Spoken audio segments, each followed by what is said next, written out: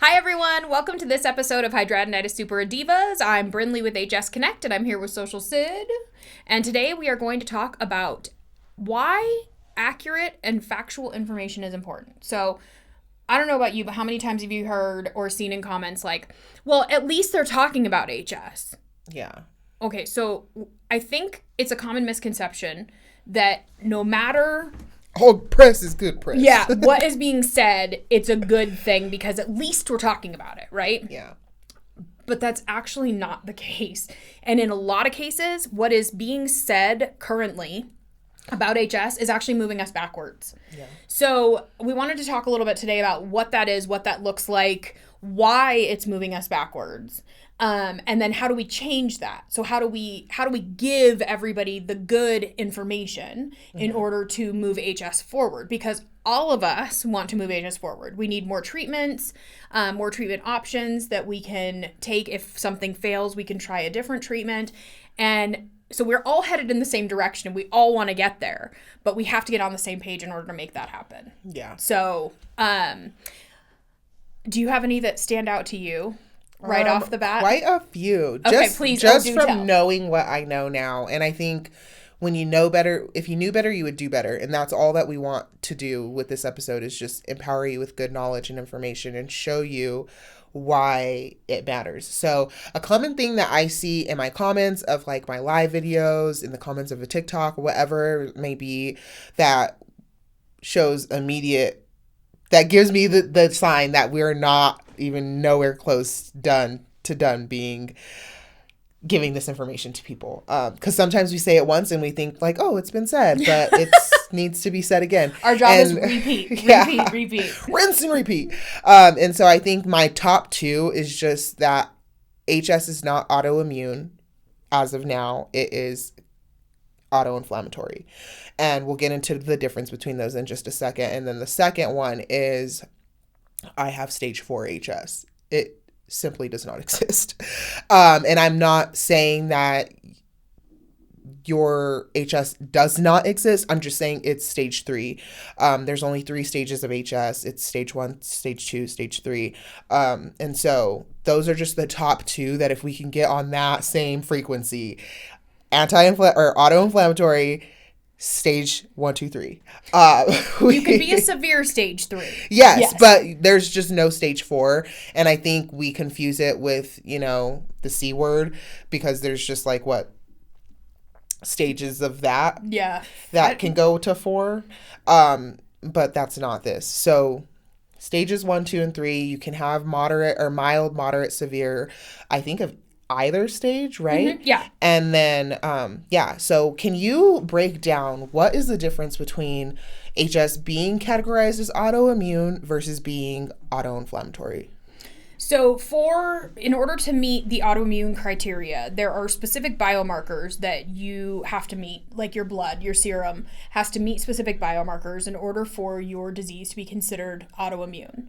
Currently, HS does not meet those autoinflammatory the biomarkers for autoimmune diseases. So it is currently classified as an autoinflammatory condition, which the easiest way that I found to break this down is that autoimmune attacks, so our bodies are attacking themselves, whereas autoinflammatory, our bodies are overreacting.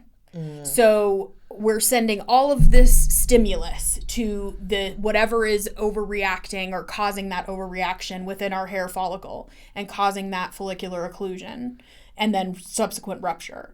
So it's not our body actually attacking itself.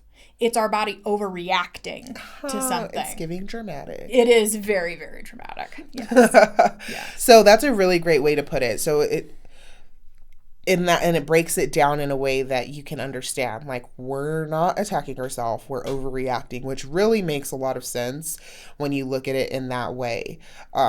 Okay, so why is there not a stage 4? Why does stage 4 not exist? So there's two different scoring systems basically, and the one that's used in the US is the Hurley staging system. So there are, I don't know who Hurley was, but congratulations, he got himself a staging system. So there's stage 1, 2, and 3. Stage 1 are singular abscesses that come up, could be in different body areas, could be in multiple, but there is space between those and they are not tunneling. So they're singular abscesses, nodules, lesions. Stage 2 is where they start coming closer together and tunneling can start happening. So it doesn't have to do with the frequency at which they happen. It just has to do with like how much good skin is left in between.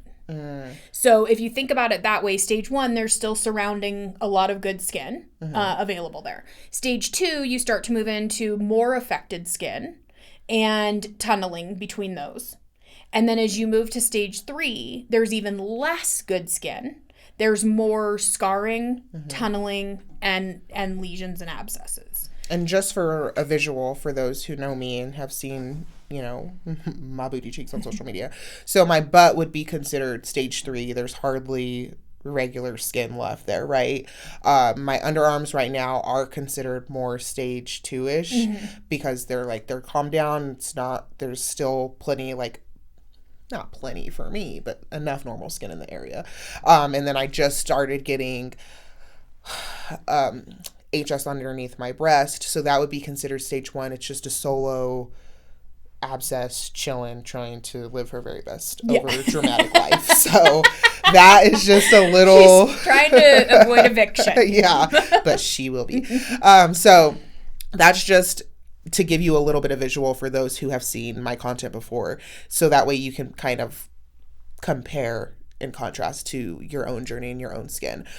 So at what point do you get a treatment for, like, does stage 1 get treatment? Like, or is it all the same, the step plan? In most cases it is. I mean, stage 1, they're not going to most likely put you on a biologic because it's too much horsepower for where you're at. Yeah. But their goal is to try to not let you progress through stages. So stage 1 may start out on antibiotics, and antibiotics doesn't always just mean one antibiotic. A lot of times they're putting you on multiple antibiotics at the same time because of the way that they interact, and they've had success with some of the like dual antibiotic regimens. So you may hear somebody putting you on, clindarofampin antibiotics, which is a commonly used dual antibiotic for HS.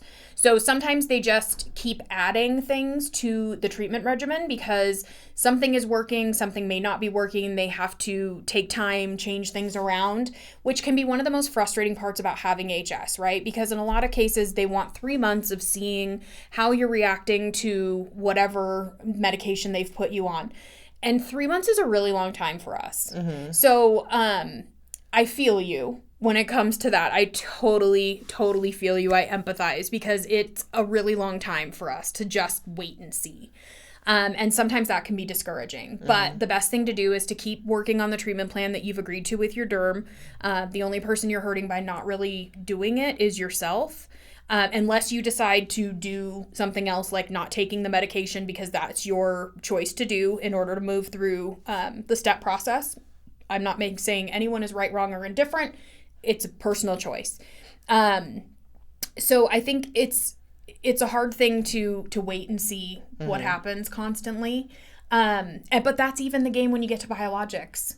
It's the game, I think, period. Like, I think hearing the story we heard earlier on the earlier episode, which is like, you guys, you can be on a treatment plan, in like doing all the things, find remission, and then life just happens. And stress could be the reason why your HS comes back with a vengeance. I mean, that was like a really eye-opening testimony for me to hear, that we can worry about all of these other pieces and then sometimes life just gets the best of us, and that could be the reason why your HS comes back. So that's another thing that we wanted to talk about, or that we say often, is like just grieving your diagnosis. Once you get diagnosed with HS officially, to sit with that and learn about what that is going to look like for you, because there is no cure for HS as much as we desperately want there to be one. And the more we learn about it, the more we see it's just never going to be one size fits all. And so learning to grieve your diagnosis with the fact that this is a chronic condition, you can find remission, but it's not always going to stick, depending on your own life circumstances. And so you don't want to find remission, think life is all good and dandy, and then like be blown away when you see a flare pop back up, you know, because you didn't grieve the fact that this is a chronic condition. So, wow, what do you think about people who say XYZ cured their HS? Is that There's no cure for no? HS. Remission is possible. Remission is attainable. It doesn't look the same for everyone. Yeah. It doesn't last as long for everyone. Like you said, HS is not a one-size-fits-all disease. Bottom line, period, end of story. It just isn't. Yeah. There's more happening as far as figuring out what phenotype of HS people have. And then hopefully in the future, we will see treatment that is designed or identified that works best for your phenotype of HS. Okay. So these are all things that are coming. And that will be an amazing day, because that will take some of the guesswork out of what we're doing right now, which is just we only have so many options and you're running through those options. Mm-hmm. So I think that's going to be an amazing thing that is eventually going to happen. And I'm looking forward to that, because I think it will really help everyone get to the answer much faster, mm-hmm. or at least skip some of these steps of things that may not work for your specific phenotype. And then I think there's so much coming. There's so much coming. There's more biologics in the pipeline. There's also different mechanisms of action. So pills that are coming, that are being tested and going through clinical trials. There's so much happening. So I think you're absolutely spot on when you say that this is a chronic condition. It's not going to go away. Remission is, you may have remission for 2 weeks. You may have remission for 2 years. You may have remission for 20 years. I think there's no guarantee with anything with HS. And that's all we want, the community to start speaking. I mean, we don't bully each other, which is like great, but the way we can recommend things to each other can feel, I have to try this because it cured or helped her, you know, because that's the way sometimes it comes across in a comment section. And so we just have to be more lenient with our verbiage when we say, listen, I would consider trying this maybe because I tried it and it really helped lessen my flares. But when you guys are saying I cured my HS through veganism in my comment section, it doesn't make me feel good, and I'm not even gonna try that.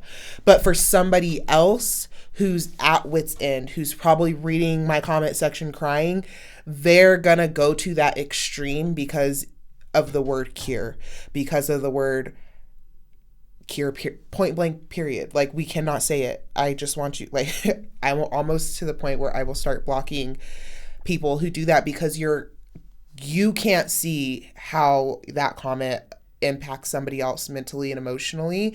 And I won't allow the false hope to keep showing up in my comment section just because something worked for you. And I'm not saying don't share things that work for you, because of course we want that, but we've got to rule the absolutes out of please be mindful. Yes. I cured myself, or, you know, my flares will never come back because I did X, Y, and Z, because there's just no way of knowing that for sure for everybody entirely. And that's the point. Like, not the point that it worked for, like, we're glad that it worked for you. We're clapping. Honestly, we're so happy for you, but it's hurting other people in the community to say that indefinitely this will work for you too. And that's why you guys see me tread very lightly with my language, even with my promotion of like using my magic killer, using clean.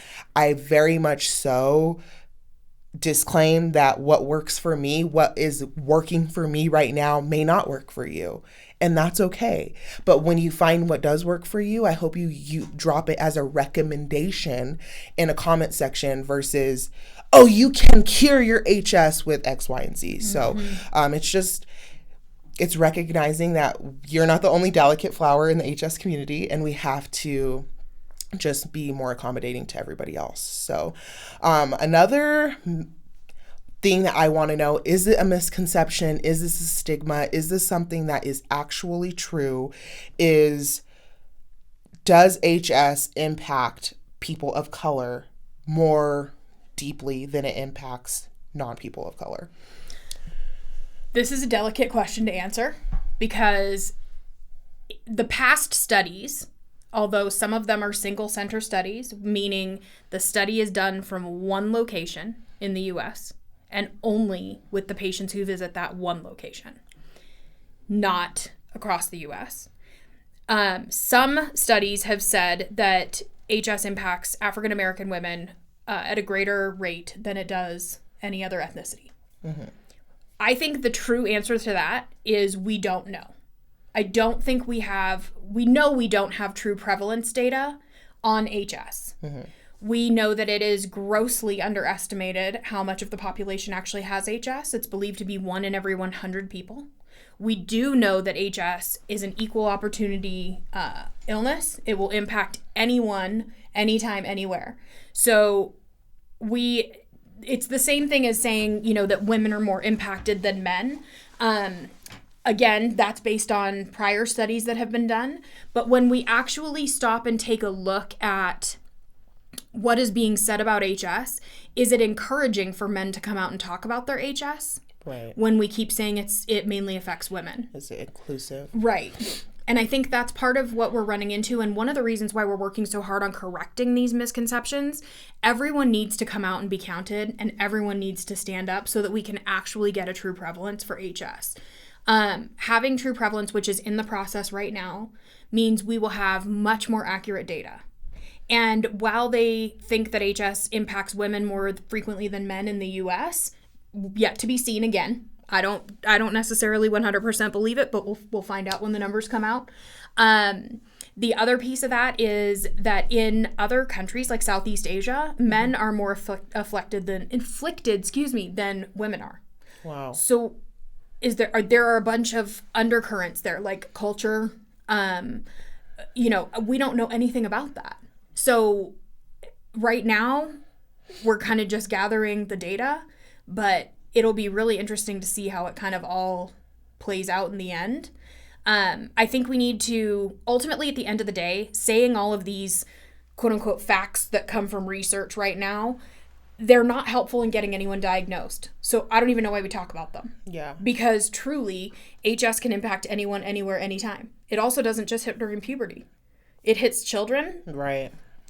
It also hits during puberty. It hits in the 20s. It hits in the 30s, 40s, 50s, 60s, 70s. Even because you've had menopause, we've heard, after menopause, it'll calm down. Actually, that's when it starts for some women. Some women, it ramps up and it gets worse. Yeah. So there's a lot we don't know about HS. But what we do know is that it can impact anyone, anytime, and anywhere other than the palms of the feet, soles of the hand. Soles of the feet, palms of the hands, and the lips. You'd think I'd have it down by now. I say it so many times, but no. That's hilarious. Yeah. I think I started side-eyeing those stigmas when I went to advocate somewhere and heard the lack of inclusive research. And I think that really shifted the way I looked at even a lot of what we think is accurate research out here being done, because, we're taking from not the most accurate research. So how can it all be accurate numbers? And so at the end of the day, genuinely, guys, we don't realize how much power we have when we come out and share our stories. And even you all, the way you share and show up in my comment section gives me the leverage to come back to Brindley and be like, no, I see white women in my comment section.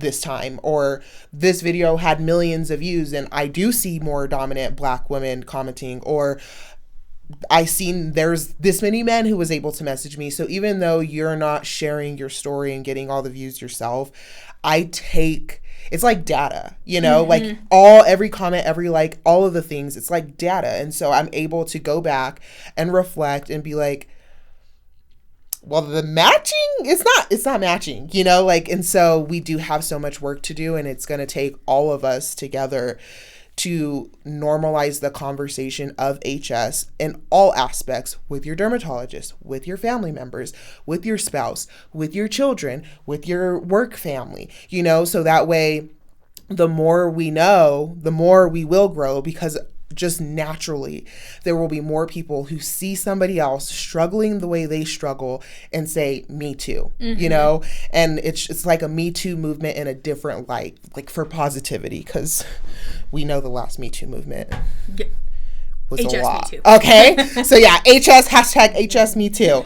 And the way we show up for each other is how we're going to get the accurate information, because only we're living it, you know what I mean? So just because a university takes 40 middle-aged, different people and they come up with this research study, it doesn't mean that information is end all be all, because at the end of the day, they're taking the data from us, from our lives, from our stories. And the more we can bring truth to light, the more accurate information we'll have. So. Well, and it's true, because, when you said that's not maybe what you're seeing, and that it's not reflecting what society or what research has told us, we see the same thing and we hear the same thing from researchers, where when surveys and studies are completed, for instance, they'll say like, okay, well, we have like 97% white middle-aged women taking these, so we're finding the same inconsistency, but a lot of this stuff was done a while ago too, and so things have changed. People are starting to talk more about their HS, and so hopefully through all of these things, we'll get accurate data, more Absolutely. Accurate data. And that's why I'm really excited, just as a Black woman of color, period, to represent in the way that I can. And I think my representation is giving a lot of Black women permission to share their struggle and to get out of the shame, because just like we heard before on an earlier episode, one of our advocates knew that they were dealing with HS at a young age, but her mom didn't believe her, and just that one thing will prevent you from continuing to talk about it and going to the doctor and getting the diagnosis that you need. And so now it's important that we give people permission to feel the feels and talk about it. And that way you feel like, okay, I can participate in this study. My story is valid. It does matter. The research about me and my, as a person of color does matter. And so we need that representation, but we need it in a way that shows inclusivity. I think we're not going to get very far either way by saying, oh, this is a dominantly Black disease or not. You know what I mean? So it's inclusive. And I think the more we can say, listen, anyone, anywhere, anytime, the more people we're going to get to listen, because it can impact you too. It can impact your kids too. And so there's so much power that comes out of taking those shame shackles off and learning to tell your story in your own way. Yeah, and like we said, none of that helps people get diagnosed. None of it does. So why are we wasting our time talking about it? Let's actually wait for the accurate data to come in, and then let's regroup and figure out where we go from there and what that says. Yeah. I think it will be absolutely enlightening. And if I'm wrong about women to men ratio, then I'm wrong. I think there are a lot more men affected than we have any idea. In fact, that was the #1 episode that y'all watched and listened to last season, or in the first season, was the episode with the men. Yeah. Hands down. So that says to me, we're missing a huge thing, a huge piece of this here. And it was a really transparent episode, just asking them the raw questions about giving them a 30-minute to 45-minute space to be vulnerable enough to say, listen, you be having hard days, huh? There's some days that you can't. And I could not imagine having to live up to the societal standards of being a man with HS and then just feeling like you couldn't talk about it because you don't match that norm. So everybody's testimony is so powerful, and we just want you to share it in whatever way you feel comfortable. Well, and you know, the same thing happened to me when I was diagnosed and I was told that I had a black woman's disease, and I did not know what to do with that information at 16 years old. I had no idea what to do with that. I didn't even know what it meant then. Yeah. I know what it means now and what the inference was, but I had no idea what that meant. And like, those simple words had a huge impact on my life. It made me not seek treatment because I felt like I didn't belong, that there was something wrong with me because I didn't fit my disease demographic, so to speak. Yeah. So even in ways that it impacts when you're hearing that information that you would never think, you know, that would make an impact, it really does. And again, it's like, why does that matter? What, you know? Yeah. How did that help? Did that help me get anywhere? Did it help me do anything? No, Right. It actually did the opposite of that. And it doesn't matter which way you're going with it. It can have a huge impact on someone's either seeking treatment or not seeking treatment. Right. You know, just by those simple things. And we're kind of just going through talking about this. I had my little slideshow pulled up here because I was like, okay, I want to make sure we hit the misconceptions, and we're actually already going through all of them. We talked about this on the last episode too, about a huge misconception is weight, that HS is due to weight. We do know that there is a link between metabolic syndrome and HS. And we do know that losing weight is good for your overall health. Okay, those two things have been established. We do not need to beat this dead horse. But people don't hear that. Like, they just, when we say HS is not due to weight, they're like, oh, okay, so it's okay to be whatever weight I am. Like, we're not saying dismiss nutritional value to your life.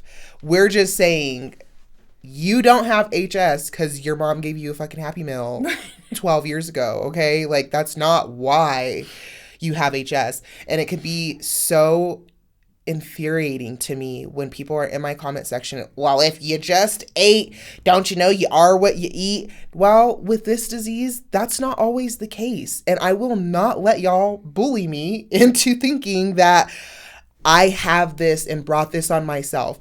Is there things that I can do to make it better day by day? Absolutely. Do I actively sometimes choose to not do them? Yeah. That's my prerogative, though. It's my journey, and I'm entitled to do what I want to do with my body. But at the end of the day, I never asked to eat a brownie and then flare afterwards. Nobody was just like, Sydney's going to do this to herself today. No. And so we're just saying, like, okay, if you choose to eat a fucking gluten-free brownie over a regular brownie, yeah, that's probably a better choice. I mean, I don't know, taste test wise, good luck. That's up to me. But, you know, like, everybody has the ability to make nutritional decisions day in, day out. That's your business. But there's no one thing that you ate that was like, this is why HS started in your life. And if you stop eating it, it's going to completely go away. It's not true. And the other thing that they don't talk about a lot of times with weight loss is if you undergo like a drastic weight loss, sometimes your HS can be worse in those areas because the microbiome on the skin changes in the areas where skin is touching skin.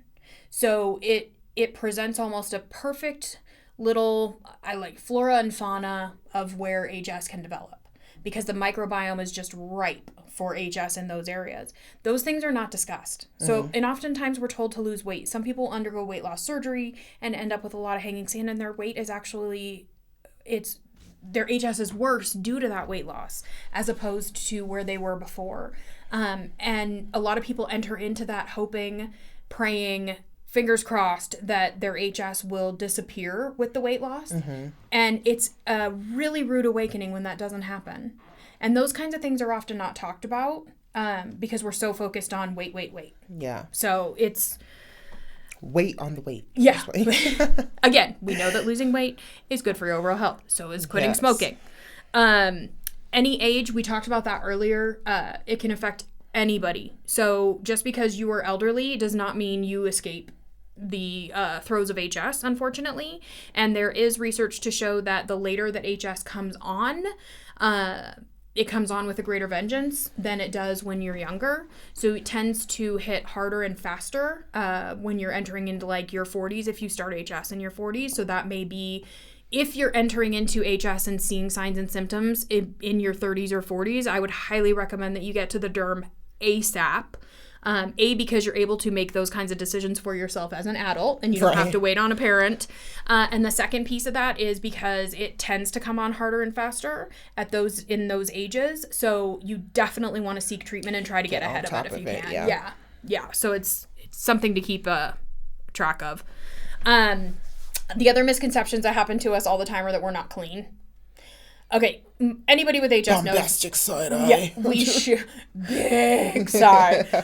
We shower more often than most people. Yeah. In fact, sometimes to our detriment, because overwashing is a real thing and it can create its own issues. So please do not start washing with Hibiclens 3 times a day. Actually, you're supposed to only use Hibiclens twice a week because it is so drying. Yes. You're not supposed to use it on any kind of private areas because it's not great for that. Too drying. Clean CLN is a better option for body wash because you can use it daily. It is the equivalent to like a bleach bath in a bottle, but it's in a body wash. Way easier to use. Suds it up, leave it on for a few minutes, rinse it off. It's all over our product suggestion page. So if you need perfume, like somebody with HS is bound to have some in their bag for you. So we're very, very, very hyper aware of our scent. It's just something that comes with HS. So, and it's just finding a balance, because I remember I was like, I have to take 2 showers a day. I have to take 2 showers a day. And sometimes I just don't have the capacity. At the end of the day, taking care of all kinds of people, I'm like, I just want to get in my bed and go to sleep.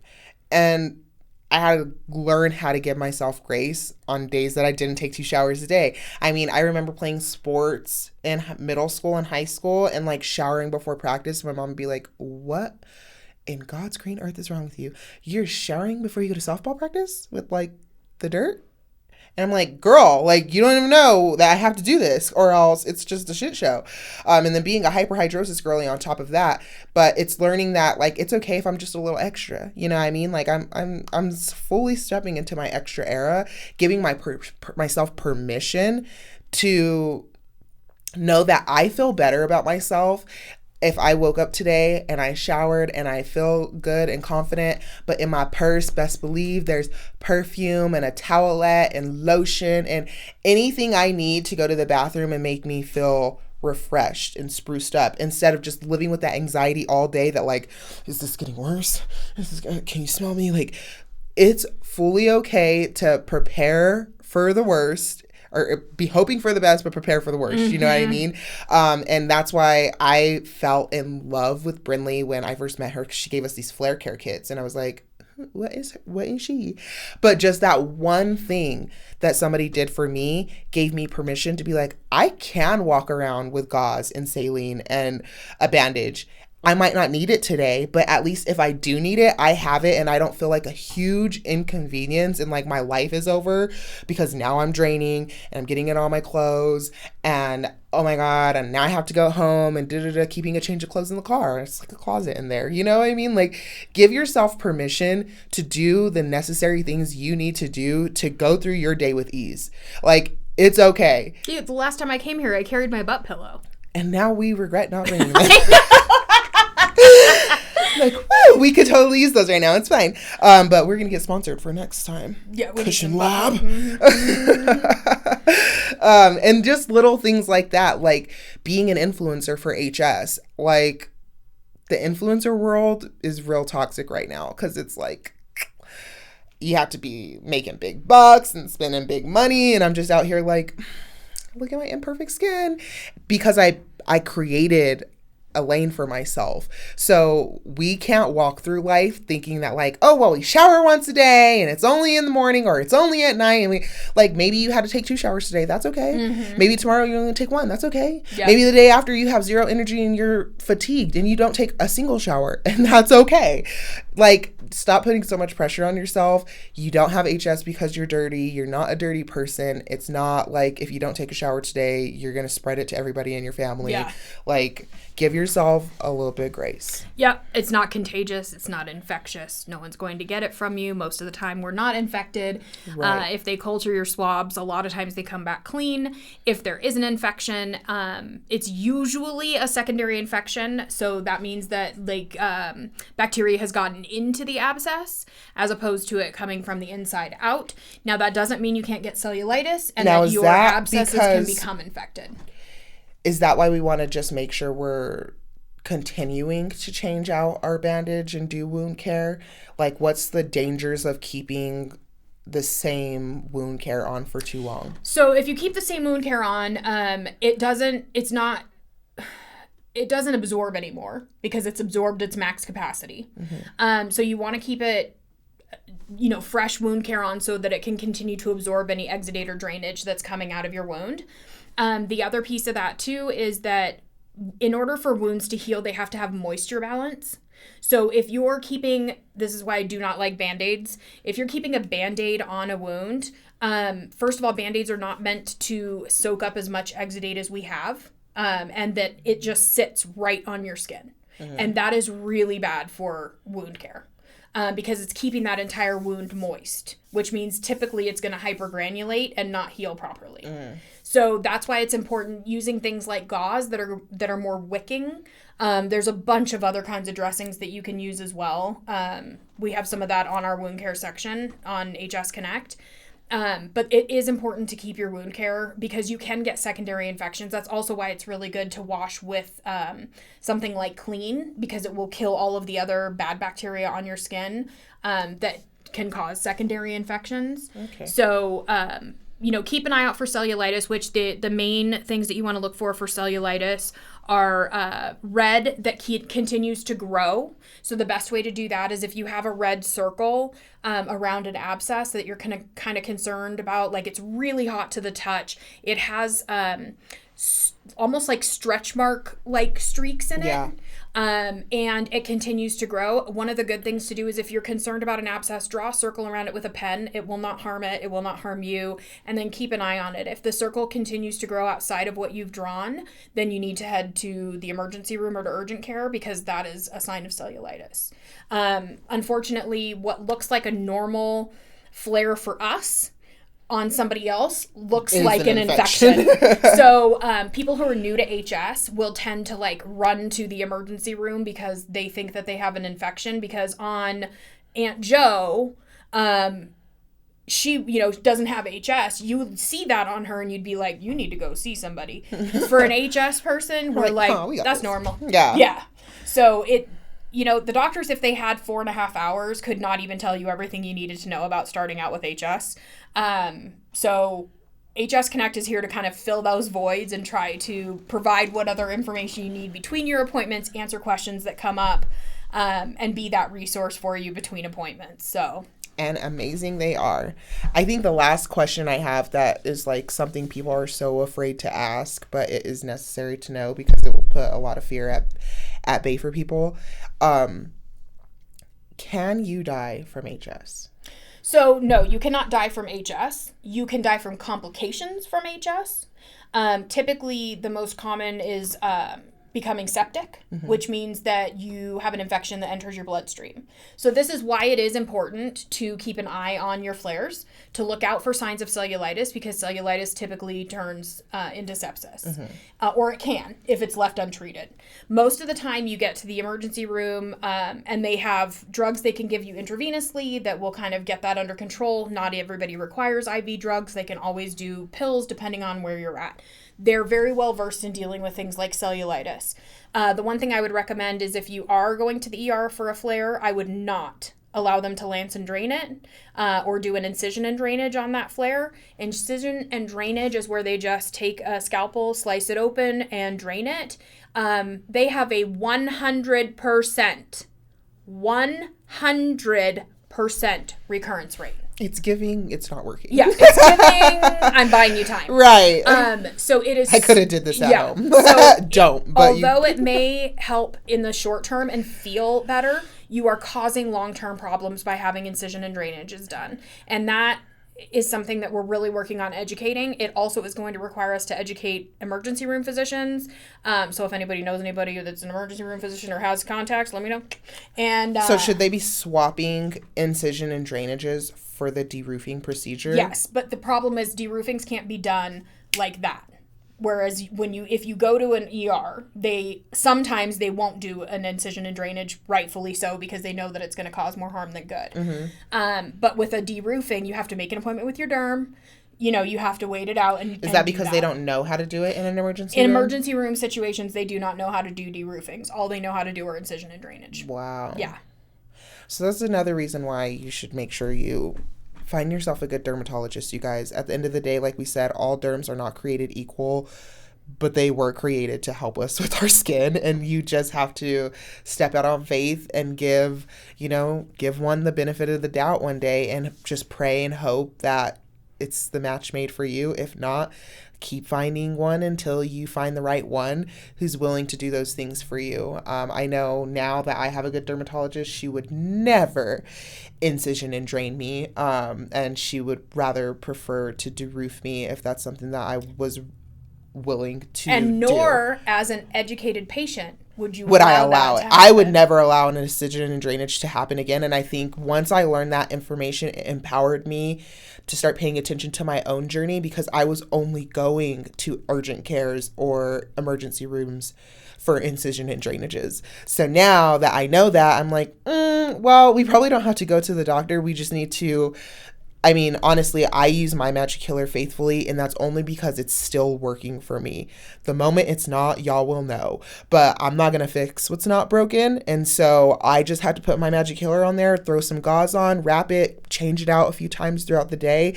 It brings that inflammation to the top. It helps give me the drainage that I need within, 3 to 5 days, versus I used to go weeks with some of them getting so angry.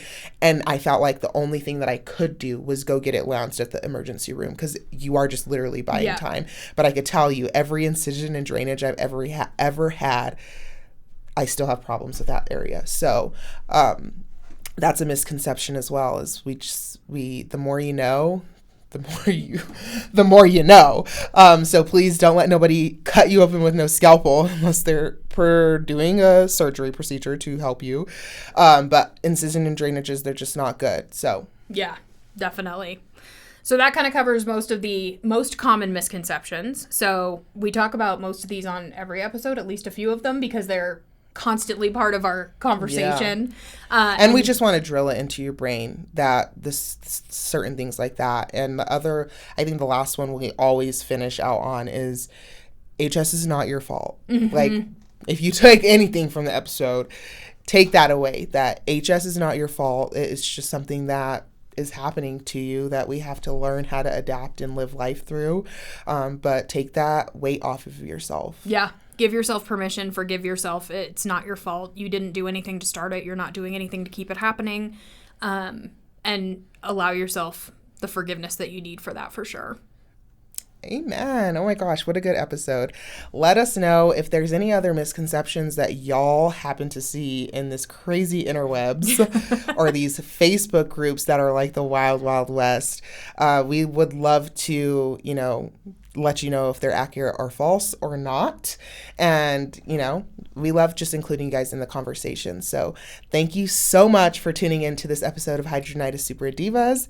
We love you guys so much, and make sure you subscribe so you don't miss the next episode. That's right. Bye, guys.